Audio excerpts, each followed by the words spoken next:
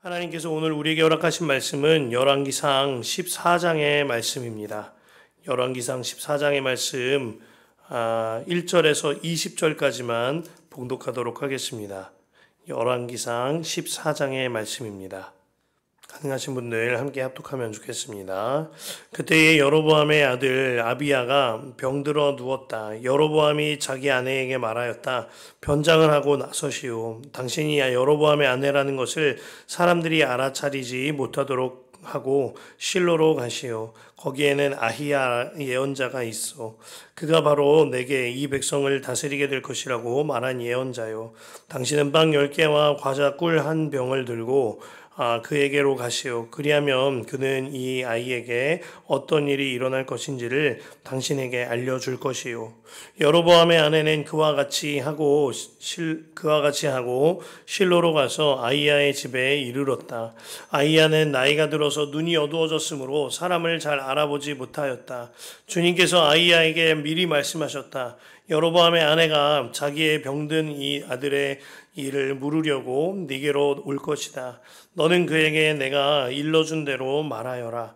그는 올 때에 변장을 하고 다른 사람인 것 같이 차릴 것이다. 왕의 아내가 문에 들어설 때에 아히야는 그의 발소리를 듣고 이렇게 말했습니다. 여로보암의 부인께서 오신 줄 알고 있습니다. 들어오십시오. 그런데 어찌하여 다른 사람인 것처럼 변장을 하셨습니까? 불행하게도 좋지 않은 소식을 전해야 하겠습니다. 집으로 돌아가셔서 여로보암에게 이 말을 전하십시오. 나 주 이스라엘의 하나님이 말한다. 내가 너를 백성 가운데서 높여서 내 백성 이스라엘의 지도자로 임명하였고 다윗의 가문으로부터 왕국을 쪼개어서 네게 주었지만 너는 내 종 다윗처럼 살지 않았다. 다윗은 내 명령을 지키고 내가 보기에 올바르게 행동하였으며 마음을 다해서 나를 따랐다. 그러나 너는 너보다 앞서 있던 모든 왕들보다 더 악한 일을 하여서 다른 신들을 만들고 우상을 부어 만들어서 나의 분노를 격발시켰다. 결국 너는 나를 배반하고 말았다. 그러므로 내가 여로보암의 가문에 재난을 내리겠다. 여로보암 가문에 속한 남자는 종이거나 자윤이거나 가리지 않고 이스라엘 가운데서 모두 끊어버리겠다. 마치 사람이 쓰레기를 깨끗이 쓸어버리듯이 여로보암 가문의 사람을 하나도 남기지 아니하고 다 쓸어버리겠다. 여로보암에게 속한 사람으로서 성읍 안에서 죽은 사람들은 개들이 먹어 치울 것이고 성읍 바깥의 들에서 죽은 사람들은 하늘의 새들이 와서 쪼아 먹을 것이다. 이것은 나 주가 하는 말이다. 이제 일어나서 집으로 돌아가십시오. 부인이 성읍 안에 들어설 때에 아이는 곧 죽을 것입니다. 그런데 온 이스라엘은 그의 죽음을 애도하며 장사를 지낼 것입니다.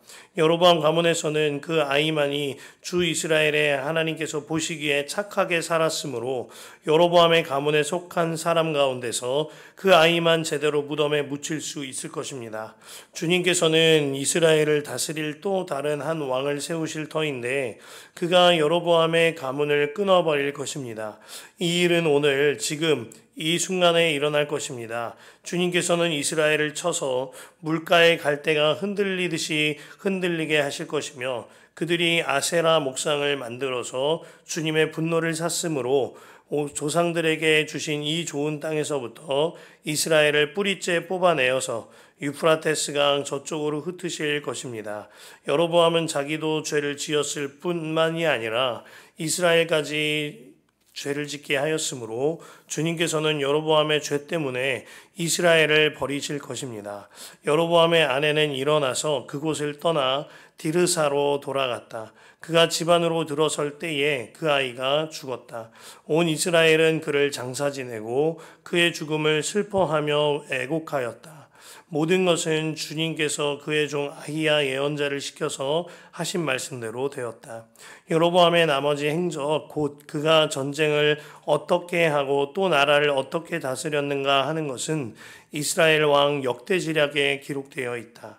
여로보암은 22해 동안 다스린 뒤에 조상들과 함께 잠들고 그의 아들 나답이 그의 뒤를 이어서 왕이 되었다. 아멘. 하나님의 말씀입니다. 주님 안에 참 좋은 목요일입니다.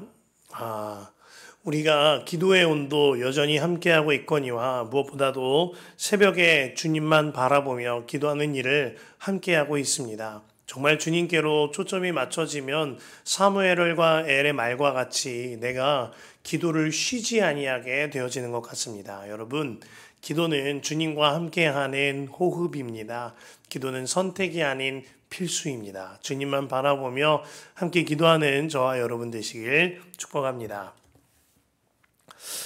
예수님과 동행하는 삶을 살면서 누리는 굉장히 큰 유익 중 하나는요, 이제 더 이상 숨길 것 없는 삶을 살게 되어진다는 것입니다. 이것은 제가 받아 누린 크나큰 은혜이기도 한데요.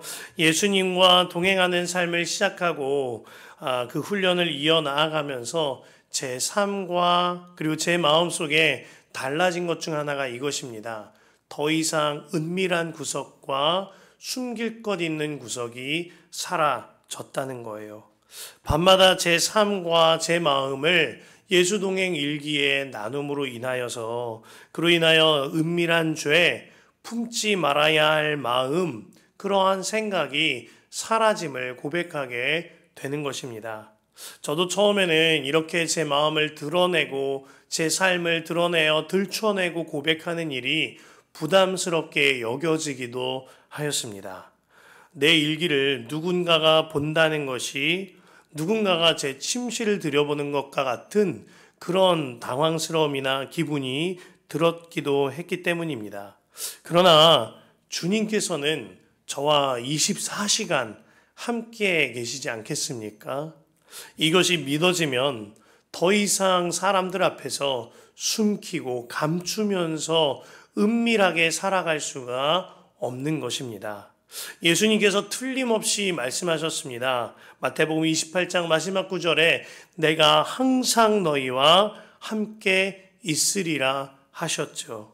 이 말씀 그대로 믿어지면 더 이상 남들을 의식하고 남들을 바라보며 살 것이 아니라 숨길 것 없이 예수님만 바라보는 정직한 삶을 살게 되어지는 것입니다.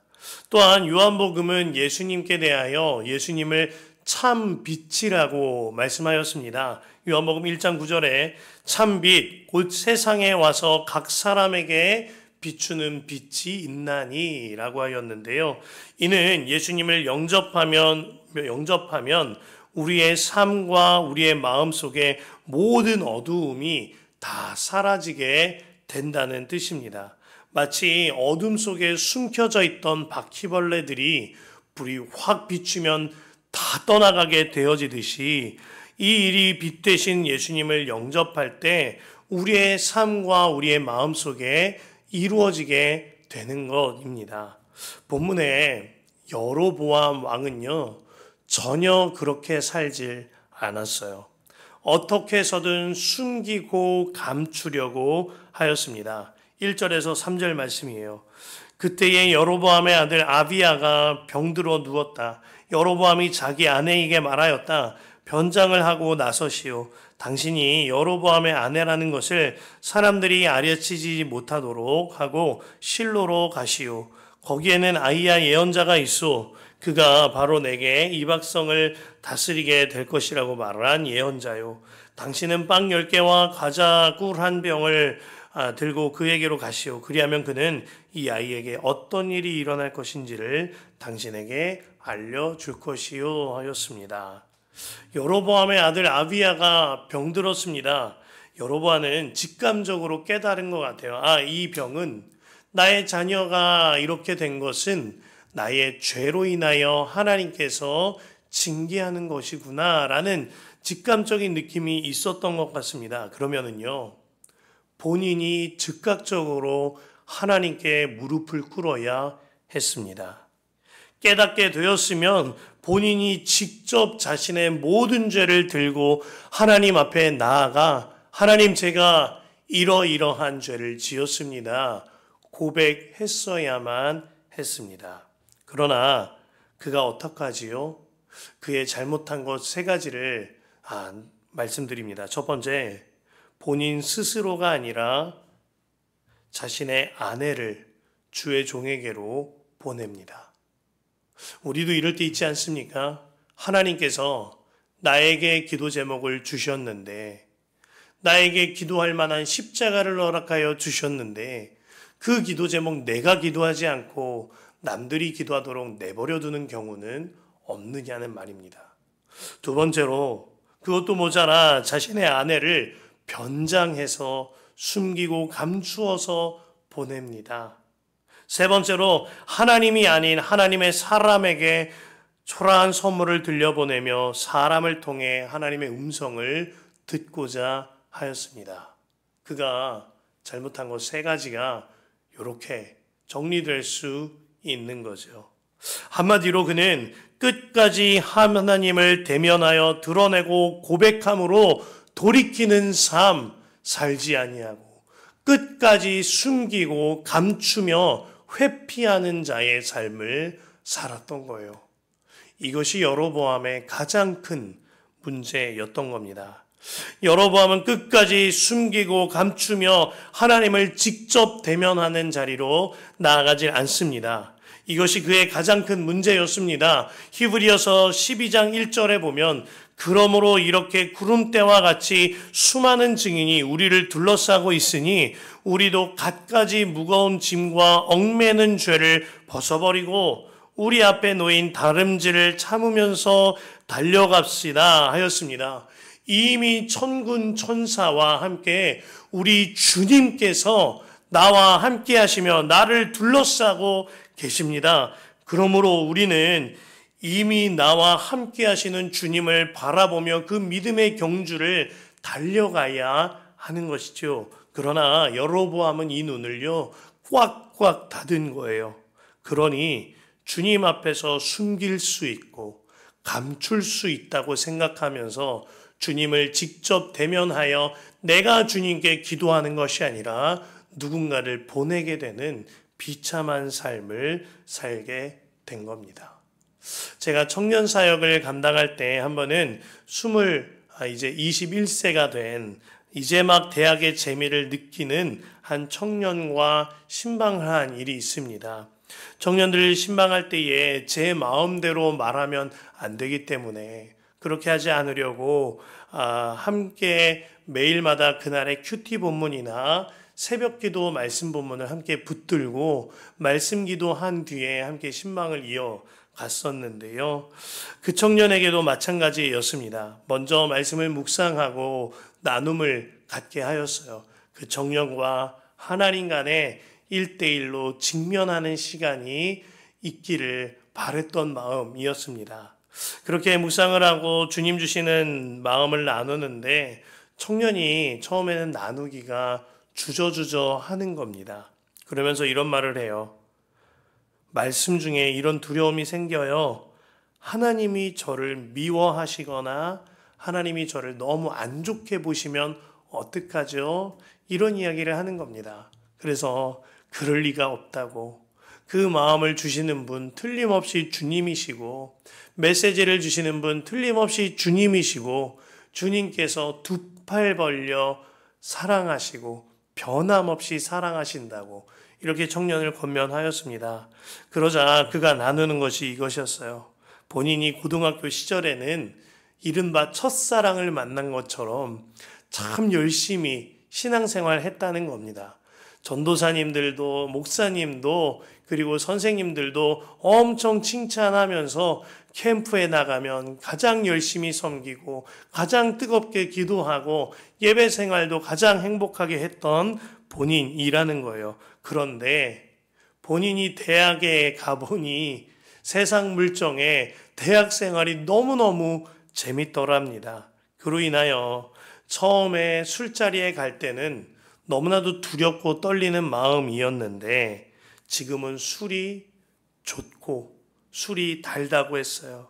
그러다 보니까 어느새 11조를 떼어 먹기도 하고 이 두 가지가 마음에 너무너무 두렵고 떨리는 마음을 주신다. 오늘 신방을 하면서 말씀 앞에 묵상을 하여 보니 얼마 만에 펼쳐본지 모르는 이 말씀 앞에서 주님이 이 두 가지에 대하여 가책을 주신다 하는 마음을 나눠주는 겁니다. 그래서 그 청년에게 이러한 일들이 죄임을, 내 마음을 무겁게 하는 일임을 깨닫게 하시는 분, 틀림없이 주님이시라고 말해줬습니다. 또한 이를 나누게 하시고 바로잡기를 원하는 갈망을 허락하신 분도 주님이시라 말해주었어요. 그리고 그가 정말 주님 안에서 신실하게 감당할 수 있도록 기도를 해줬던 기억이 납니다. 그리고 그가 그 한 해 동안 처음에는 부담스러워하였지만 새가족 지체를 양육하는 바나바 사역을 아주 잘 감당해 준 기억이 나요. 우리도 언제든지 여로보암처럼 또 이 아주 사랑스러운 청년처럼 숨기고 감추면서 삶을 살 수 있습니다. 그러나 신속하게 돌이켜서 주님 앞에 드러내고 고백하여 돌이킨 자의 삶을 살아야 합니다. 이것이요, 주님 앞에 숨길 것 없는 주님 앞에 사는 삶인 것이죠. 주님께서 그 길을 원하시거니와 여러분들에게 주실 말씀이 있기 때문에 오늘 말씀을 주시는 것입니다. 이 일은 누군가가 대신해 줄 수 있는 일이 아닙니다. 또한 누군가를 통하여서 할 수 있는 일도 아닙니다. 오직 주님과 나와의 1:1 인격적인 관계 안에서 주님을 바라보며 내가 주님과 해결해야만 하는 일인 것이지요. 저도 성령을 근심하시게 할 때가 있습니다. 제 마음 가운데 주님의 근심이 느껴질 때가 있죠. 때때로 품지 말아야 할 마음이나 행하지 말아야 할 행실을 행할 때가 부끄럽지만 있습니다. 그러나 주님께서 저에게 주신 너무너무나 큰 은혜는 예수님과 동행하는 일기를 쓰면서 제 마음과 제 삶을 날마다 빛 가운데 드러내게 하시는 것입니다. 그렇게 빛 가운데 드러내면서 그날 밤에 제가 고쳐야 할 사항이나 시정해야 할 행실이나 또 바로잡아야 할 저의 마음이나 언행심사에 관하여서 그 밤에 전화통화를 드려서 사과를 하기도 하고 너무 늦은 시간이 되면 다음날 아침이나 오후에 연락을 드려서 용서를 구하기도 하고 양해를 구하기도 하고 이런 일들을 조치하게 되어집니다. 반드시 주님께서 저의 잘못된 주님의 근심이 되는 그런 행실이나 그러한 품지 말아야 할 마음들을 바로잡아 주시는 것입니다. 이 일은 절대로요, 저의 아내가 대신할 수 있는 일도 아니고 누군가가 대신해 줄 수 있는 일이 아닙니다. 저와 하나님과의 1:1 관계 속에서 주님은 깨닫게 하시고 저는 그 주님을 바라보며 주님께서 드러내고 고백하게 하심으로 돌이킨 자의 삶, 그 은혜를 누리는 삶으로 인도하여 주시는 겁니다. 이런 삶이요, 때때로 민망할 때가 있습니다. 하지만 그 길이 사는 길임을 깨닫습니다. 이런 삶이 목회자로서 창피한 경우도 있습니다. 하지만 그 일은 잠깐이지요. 영원한 생명은 하나님께 달려있기 때문에 그렇게 사는 길이 오히려 저에게 복된 길이요 살 길임을 깨닫게 되는 겁니다. 여러분 모두가 마찬가지입니다. 주님께 대하여 주님과 1:1 인격적인 관계를 갖는다는 것은 더 없는 축복이거니와 우리가 살 길임을 깨달아야만 합니다. 예수께서 십자가 지시고 모든 물과 피를 쏟으신 까닭도 이것이죠. 히브리서 10장 19절과 20절에 우리는 예수의 피를 힘입어 담대하게 지성소에 들어가게 되었습니다. 예수께서는 휘장을 뚫고 우리에게 새로운 살 길을 열어 주었습니다. 라고 하셨어요. 주님께서 십자가에 달리실 때 주님의 몸이 찢겨지듯 휘장이 위에서 아래로 찢어졌습니다. 우리 하나님 아버지께서 찢어 주신 거죠. 그로 말미암아 우리는 주님께 1:1로 달려 나아갈 담력을 얻게 된 것입니다. 이 길이 성경은 틀림없이 말하기를 우리가 살 길이라 하였습니다. 우리 앞에서, 주님 앞에서 세워져서 숨길 것 없이 드러내고 고백하며 돌이킨 자의 삶, 그 길이 살 길인 거예요. 그러나 주님 앞에 나의 죄를 숨김없이 고백하고 드러내어 돌이킨 자의 삶을 사는 것에 만족해서는 안 됩니다. 그렇게 주님 앞에 숨김없이 드러내는 삶을 산다면 이제는 그 주님과 동행하며 친밀하게 교제하는 삶, 친밀하게 동행하는 삶을 살아야 하는 것이죠. 제가 왕왕 이런 말씀 드리죠. 나는 죽고 예수로 사는 복음의 핵심은 예수로 사는 삶입니다. 그렇습니다. 예수님께서 십자가에 지실 때 나도 죽었습니다. 이 고백이 정말 확실하다면, 이것이 정말 믿어진다면 이제는 정말 예수로 살아야 하는 거예요. 예수님과 동행하는 삶, 예수님과 연합한 삶, 그로 말미암아 항상 기뻐하라의 삶이 이루어진 삶, 그 삶이 예수로 사는 삶인 것이지요. 이 삶은 누가 대신 살아줄 수 있는 것 아닙니다. 내가 주님을 바라보며 주님 앞에 기도하며 동행함으로 살아내야 하는 거예요. 주님께서 오늘 말씀을 통하여 우리 모두를 오직 예수님만 바라보는 그 삶으로 인도하고 계신 거예요. 여로보암은 하나님과 독대하지 않았습니다.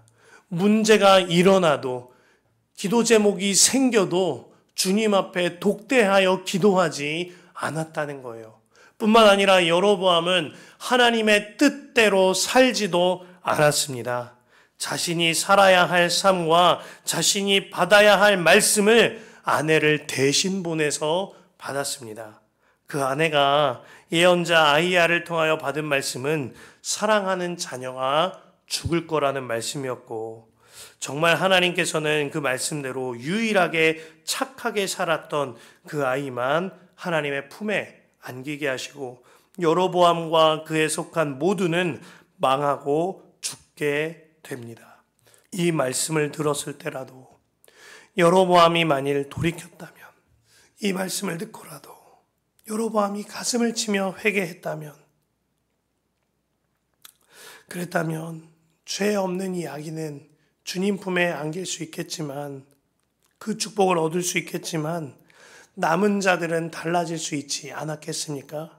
그러나 끝까지 여로보암은 주님 앞에 돌이키지 않습니다.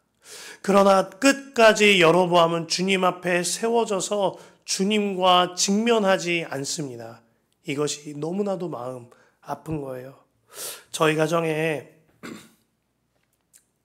셋째 사랑이가 유산되었을 때 아내에게 주신 마음과 제게 주신 마음이 각각 달리 있었습니다.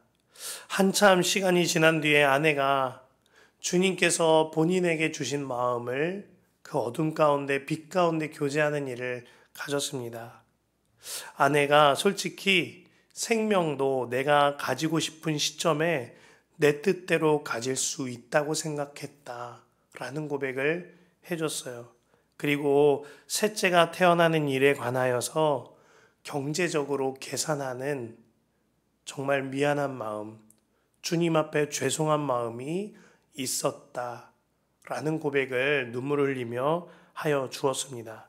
그러면서 아내가 그런 고백했어요. 나의 소견대로, 내 마음대로 생명을 주장할 수 있다는 김효선은 죽었고 예수로 삽니다. 이제는 어떤 생명을 맡기실지라도, 어떤 일을 맡기실지라도 주님만 바라봅니다. 이런 나눔을 가져주었습니다.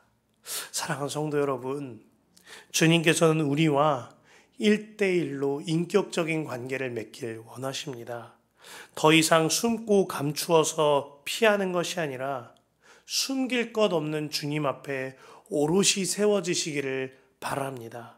마침내 이제는 예수로 사는 삶, 예수님과 동행하는 삶, 예수님을 바라보는 눈이 열린 삶으로 이끌림 받게 되시기를 바라겠습니다. 그 길이 살 길이에요.